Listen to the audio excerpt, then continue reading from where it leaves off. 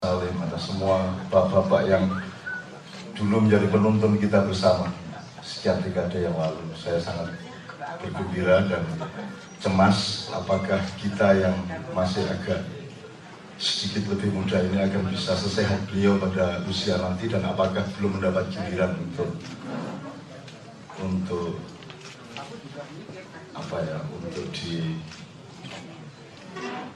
bersemayamkan di tempat yang lain. Jadi saya senang sekali dengan pertemuan pada siang hari ini. Yang kedua, Mas Taufik dan Bapak Ibu sekalian, saya hari ini mendengar bahwa ini adalah hari terakhir Horizon cetak, dan ini launching untuk Horizon online, dan saya tidak mengerti merayakannya ini dengan kegembiraan ataukah dengan kesedihan. Karena ya kalau mau romantis sebagai orang tua itu, kalau baca Quran itu yang enak yang ada kertasnya yang bunyi kalau kita balik-balik itu.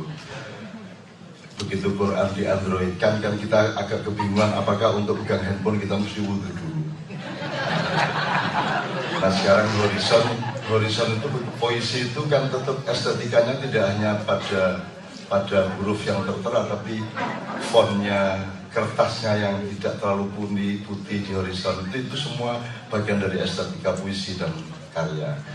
Nah itu akan kita tinggalkan semuanya, dan saya ingin merayakannya tetap dengan kegembiraan dan optimisme. Karena begini Mas, sebelum saya akan memulai apa yang menjadi kewajiban saya kebetulan membaca salah satu penelitian bahwa ada yang disebut generasi milenial, generasi yang jumlahnya terbanyak dan mendominasi perilaku kebudayaan sekarang ini di Indonesia, yang jumlahnya terbesar.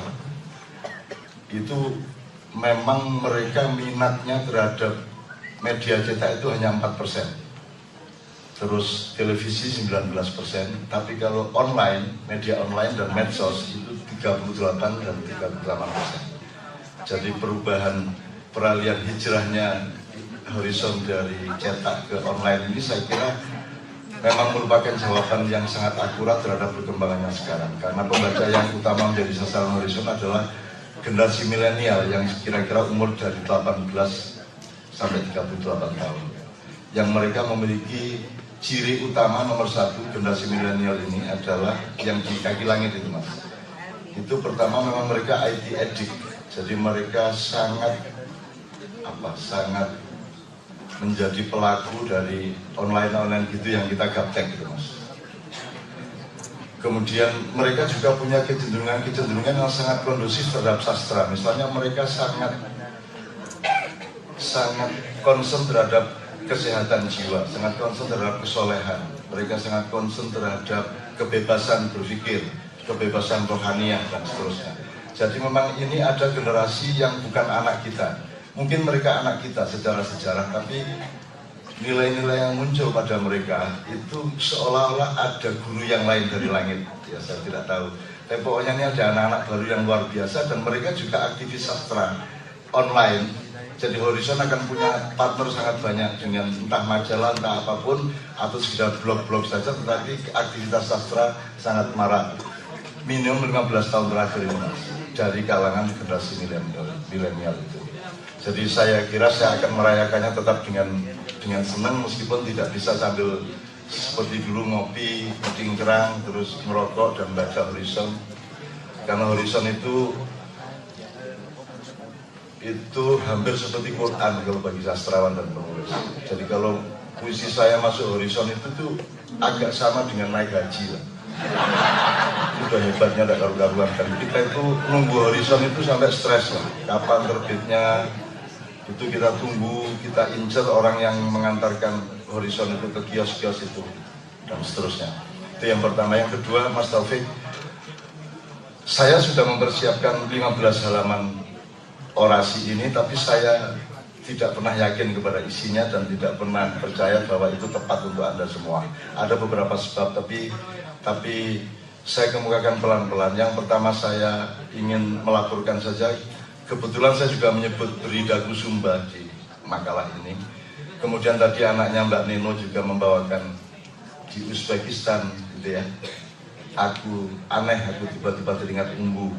Nah kebetulan saya nanti sore itu ke Bali karena kita akan ketemu Umbu, saya akan ketemu Umbu, dan Umbu itu mulai bulan Mei kemarin membaca puisi untuk pertama kalinya setelah sekian puluh tahun lah, 40 tahun lah. Mas Taufik kan belum pernah melihat Umbu baca puisi. Karena Umbu adalah puisi, kan lucu kalau puisi baca puisi. Gitu. Nah, dia baca puisi setiap tanggal 27 malam. Jadi besok malam dia akan baca puisi di rumah puisi di Denpasar.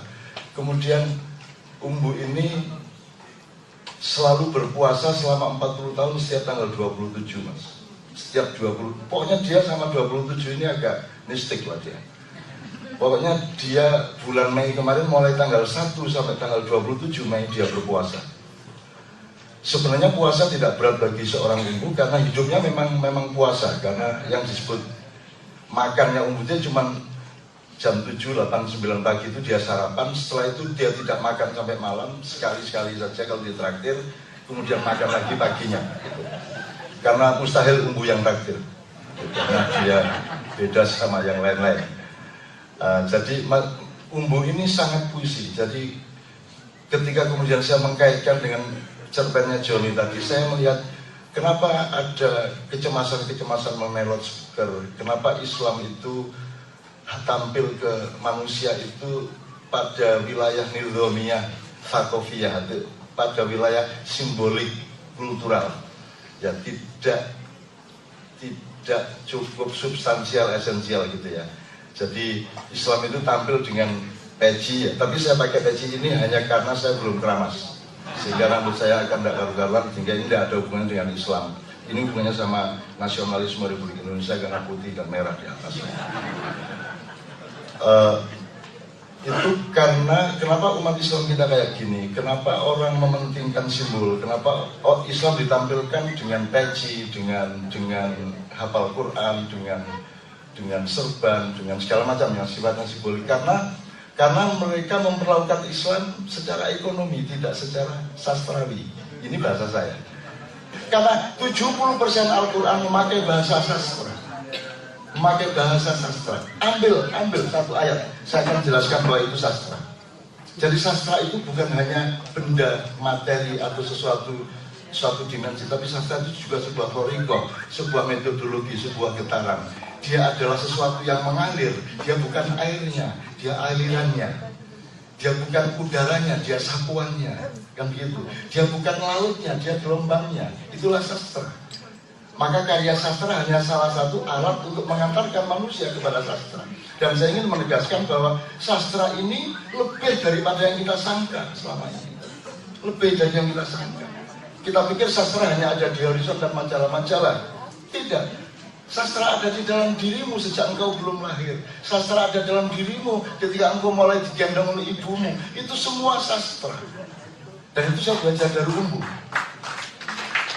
Jadi sastra itu dibutuhkan tidak hanya oleh anak SMA. Sastra sangat dibutuhkan oleh para orang yang sedang menjalankan agama. Kalau orang menjalankan agama tidak kenal sastra, dia ngertinya bahasa hukum, dia ngertinya bahasa ilmu, dia ngertinya bahasa politik, dia ngertinya bahasa formal, maka dia kehilangan sastra, dia tidak akan menemukan agama. Karena hampir semua ayat-ayat Al-Quran sangat pakai cara-cara sastra. Jadi yang disebut secara sastra. Kenapa Lailatul Qadar bisa sebut itu perhitungan ekonomi macam dulu? Orang bayangin Lailatul Qadar itu kan mau dapat duit banyak, kan gitu kan? Dapat istri, utangnya bisa dibayar, dapat undian, kan gitu kan? Yang disebut Lailatul Qadar itu materialisme. Padahal Lailatul Qadar itu tinggal engkau petik. Kapan saja engkau memetik Al-Quran dari dalam jiwamu. Karena Al-Quran tidak hanya di mushaf, tidak hanya di Android dan iOS, Apple. Al-Quran ada di 3 tempat. Satu yang literer ada di mushaf, yang tertulis, yang sekarang online. Yang kedua, Al-Quran ada di alam semesta. Engkau melihat angin, engkau melihat awan yang berarah, engkau menemukan apa saja.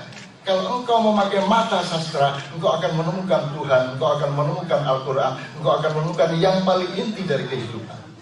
Jadi bapak-bapak sekalian, saya sedang ingin mengatakan bahwa yang butuh sastra itu bukan hanya kita para sastrawan. Yang butuh sastra nomor satu presiden, politik. Itu sangat butuh sastra. Karena sastra itu urusannya sama harga diri manusia, sama rohani manusia, sama macam-macam. Ya. Dan ini negara tanpa sastra. Ini kebudayaan hampir tanpa sastra. Ini media massa tanpa sastra. Mungkin ada dimuat puisi-puisi, tapi hatinya redaksinya tanpa puisi. Hati redaksinya, pikiran redaksinya tidak ada sastranya. Karena mereka tidak mengerti sastra. Sama dengan ulama-ulama tidak mengerti sastra. Bayangkan cerpen diharamkan sekarang. Alasannya dia bohong karena nggak pernah terjadi. Jadi tadi ini Joni tadi ini muslim sesat. Karena dia baca cerpen, kan nggak pernah terjadi tadi si Solmed, si Kang siapa, kan nggak ada, semua itu kan fiksi. Berarti itu kebohongan menurut sejumlah ustadz dan ulama. Karena mereka tidak mengerti itu amsal. Itu namanya dalam Quran amsal. Itu simbolisme, perumpamaan. Itu uslub, itu bahasa sastrawi. Ya, kalau dalam politik namanya diplomasi. Kalau di dalam kebudayaan namanya kenegarawanan, kan begitu. Kalau dalam olahraga itu sportivitas, bukan menendang bolanya, tapi ketepatan dia dan sikap dia untuk memelihara keamanan bermain bola satu sama lain, gitu. Jadi saya tadi agak seneng-seneng juga, tapi sedih-sedih juga mendengarkan Joni membawa cerpen karena melihat umat Islam itu sangat kapitalistik melihat Islam. Dikit-dikit minta pahala. Dikit-dikit minta pahala. Hitungannya ekonomi aja. Sudah Ramadan capek-capek, itu mintanya Lailatul Qadar. Yang disebut Lailatul Qadar itu mesti duit banyak, jabatan meningkat, terus bisa pergi ke Amerika sama anaknya gitu, dan seterusnya ya. Jadi selalu materialisme. Selalu orang Islam ini kalau diiming sholatlah duha supaya. Selalu ada pamrih ekonominya supaya sini jam tanganmu, sini kunci mobilmu, sini duitmu dikumpulkan di sajadaku supaya kamu mendapat balasan dari Allah 700 kali lipat, kan gitu. Selalu supaya. Dalam sastra tidak ada supaya. Indah ya indah, sholat ya sholat, memberi ya memberi, mencintai ya mencintai. Kita mencintai istri tidak supaya istri mencintai kita. Kita mencintai istri, titik. Kita mencintai istri kapan saja, dunia akhirat mencintai istri, titik. Sayang ya. Ini yang aja saya yang sampai garing aku. Tulisannya tak minum ya. Jadi bapak sekalian jadi gini. Saya ulang sekali lagi sebelum saya menderet ini judulnya.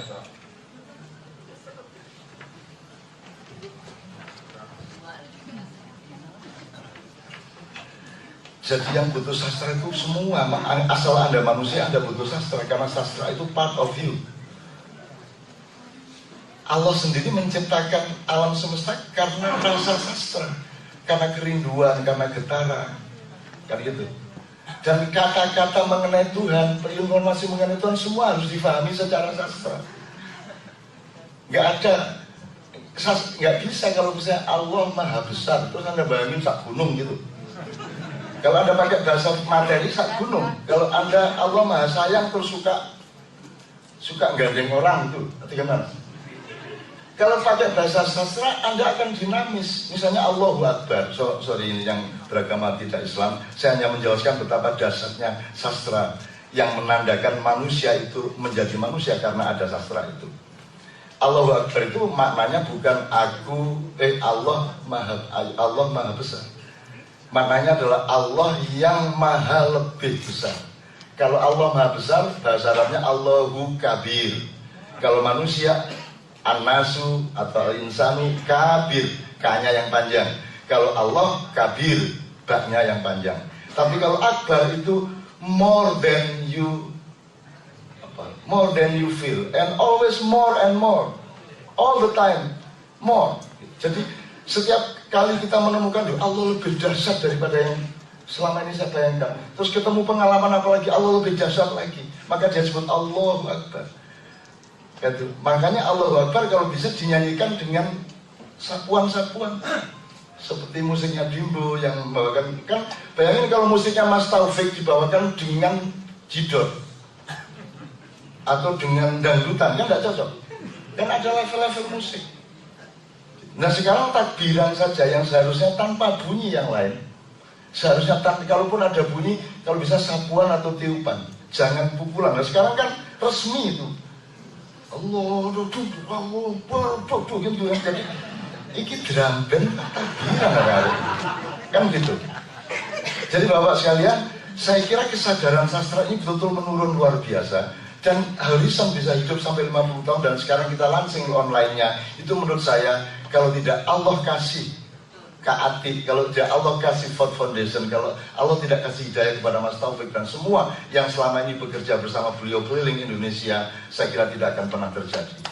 Jadi, nah, untuk itu yang terakhir, saya sudah menuliskannya. Yang tadi saya di pertama ini saya menjelaskan mengenai sastra milenial.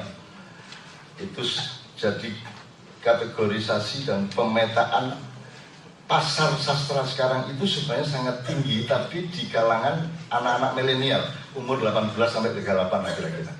Jadi kalau kayak saya ini sudah namanya generasi baby boomers, generasi yang doktriner, generasi yang pokoknya kudu ngene kok ngono, kok gini, harusnya begini kok begitu, udah bisanya mikir gitu dok.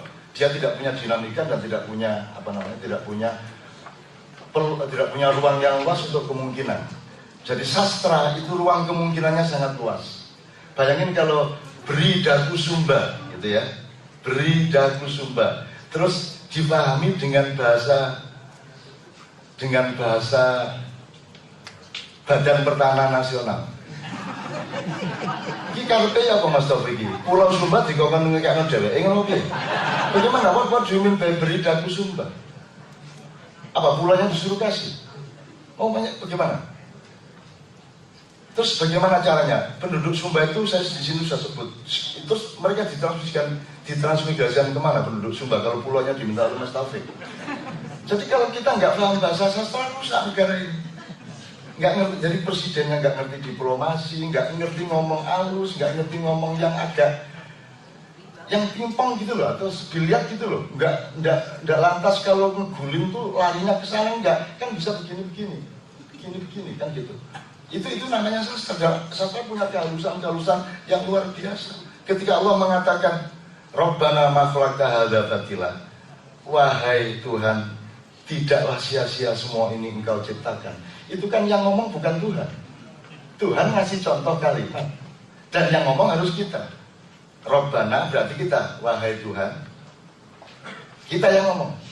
Nah, itu kalau Anda tidak memakai kepekaan sastra, Anda tidak bisa dong tiba-tiba ngomong Rabbana ma khalaqta hadza batila. Tidak bisa Anda tiba-tiba ngomong Allahu Akbar.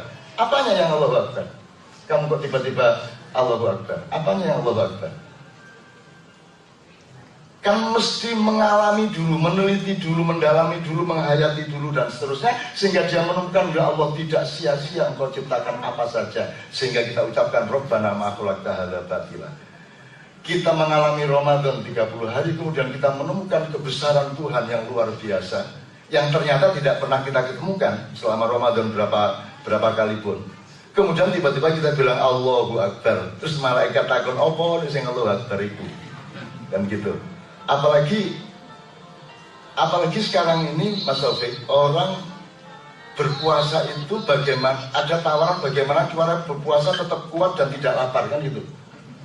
Gitu. Gunanya puasa itu supaya lapar ya. Ya apa sampean ini? Gunanya puasa itu supaya engkau mengalami lapar. Lah kok kamu sahur minum ini itu supaya seharian nanti tidak lapar. Ngojo poso mbak wae. Kan begitu. Tujuannya puasa itu lapar ya. Ini baru siang, buku belum saum. Ini mohon maaf ya. Ini saya sedang menjelaskan sastra. Kalau bahasa sastra itu kayak gitu. Kalau Anda di desa kan Joni dengan umatnya di kampung kan, kalau puasa niatnya nawaitu saumal ghadi ya. Aku berniat berpuasa besok pagi. Kata-katanya saum. nawaitu saum. Jadi aku meniati saum. Saum itu artinya puasa. Tapi di Quran tidak ada saum, yang ada siam. Kenapa kamu tidak bilang nawaitu saum, nawaitu siamal ghadi? Kok saumal ghadi? Nah, harus kita cari sastrawinya. Harus kita cari konotasinya. Dengan catatan jangan kehilangan denotasinya. Ini masih ada waktu ini. Nah, oke. Enggak. Ya 10 menit lah. Siam itu adalah puasa birokrasi syar'i, aturan baku dari subuh sampai maghrib di bulan Ramadan itu siam. Tapi kalau saum adalah segala sesuatu di mana engkau menahan diri, di mana engkau membatasi nafsumu, di mana pengambilan tambang-tambang tidak dihabisin sehingga anak cucu tidak kebahagiaan, di mana regulasi birokrasi, di mana stakeholder mengatur segala sesuatu dengan disiplin pembatasan, itu namanya saum. Jadi puasa itu di bulan Ramadan namanya kata Muhammad itu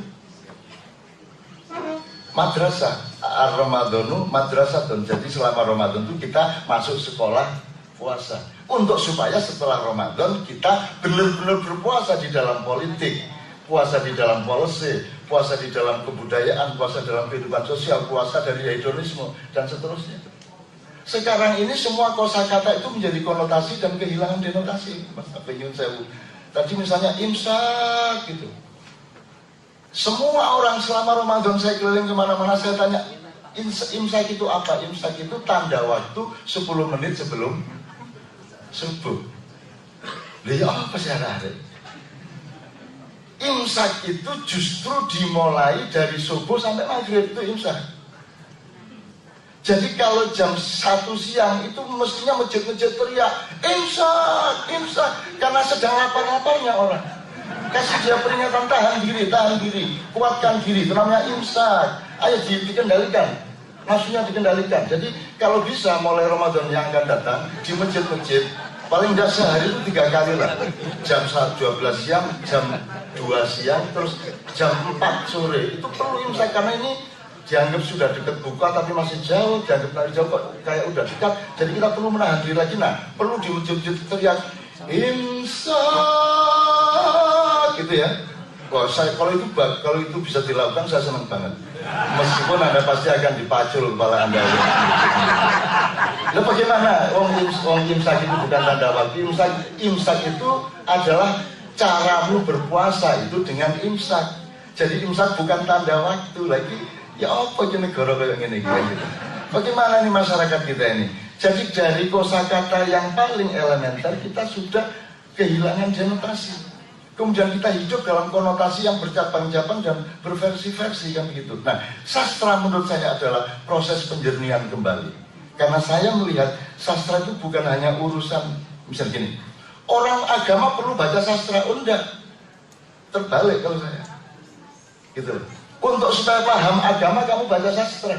Bukan orang yang beragama butuh baca sastra. Sastra itu justru dibutuhkan oleh agama, bukan agama dibutuhkan oleh sastra. Karena sastra itu bagian yang paling indah dari informasi Tuhan kepada manusia. Dia bagian yang paling indah dari kitab suci. Kan gitu. Demikian juga politik, demikian juga bidang-bidang yang lain. Maka sastra online atau sastra dimanapun saja, itu menurut saya akan membuktikan diri bahwa selama ini, Anda tahu kan manusia ini sudah tidak diperhatiin oleh DPR. Yang diperhatiin DPR kan bukan manusianya, tapi hitungan-hitungannya. Presiden juga gitu, dan manusianya ini berada pada titik nadir. Karena manusia itu kan Anda sebagai manusia, Anda sebagai kepala rumah tangga, Anda sebagai warga sebuah desa, Anda sebagai orang beragama, Anda sebagai pelaku kebudayaan, Anda sebagai warga negara, Anda sebagai kependudukan, so many dimensions of ourselves, kan gitu.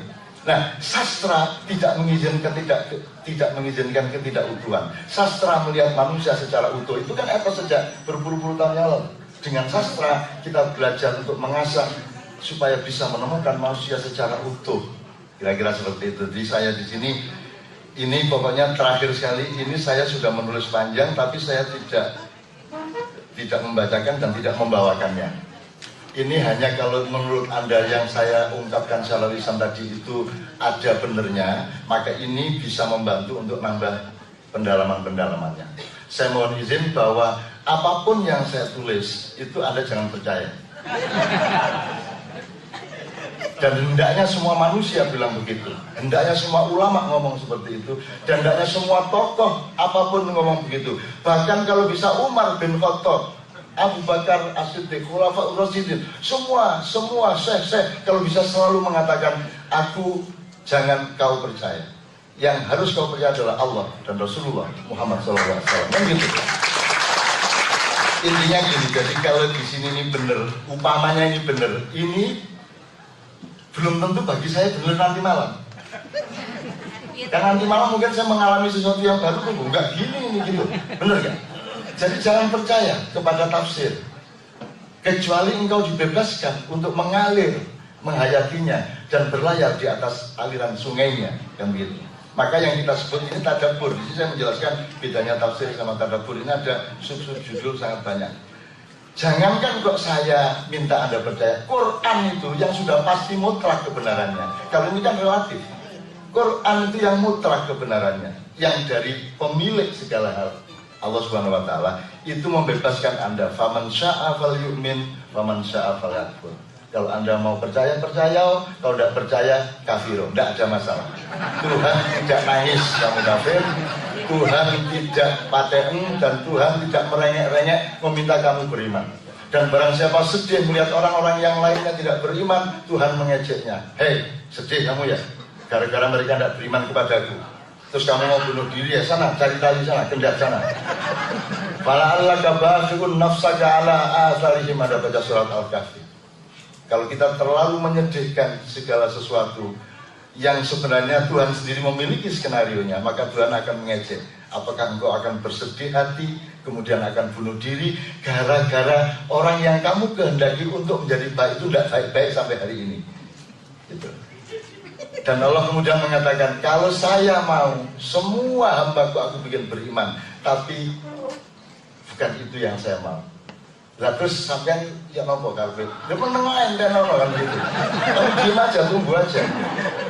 Loh kalau kamu tanya, lah terus gunanya apa saya jadi Tuhan kalau kamu saya kasih tahu semuanya? Saya ini punya kuasa jadi Tuhan supaya kamu itu saya biarkan tidak tahu beberapa hal dan tahu sedikit hal. Kalau kamu saya kasih tahu lebih banyak, kamu akan hancur sendiri hidupmu. Bayangin sekarang kalau kamu saya kasih tahu, saya kasih WA atas nama Israel, ing kamu meninggal jam sekian tanggal sekian. Pasti dia melakukan dari sekarang sampai tanggal yang disebut Israel tadi, pasti melakukan segala hal yang salah-salah. Entah bermewah-mewah, entah macam-macam, pokoknya selalu salah. Jadi alhamdulillah Anda semua terbatas, alhamdulillah saya terbatas, dan alhamdulillah sastra itu mengajari manusia untuk mengerti keterbatasannya. Amin ya rabbal alamin. Saya mohon maaf. Assalamualaikum warahmatullahi wabarakatuh.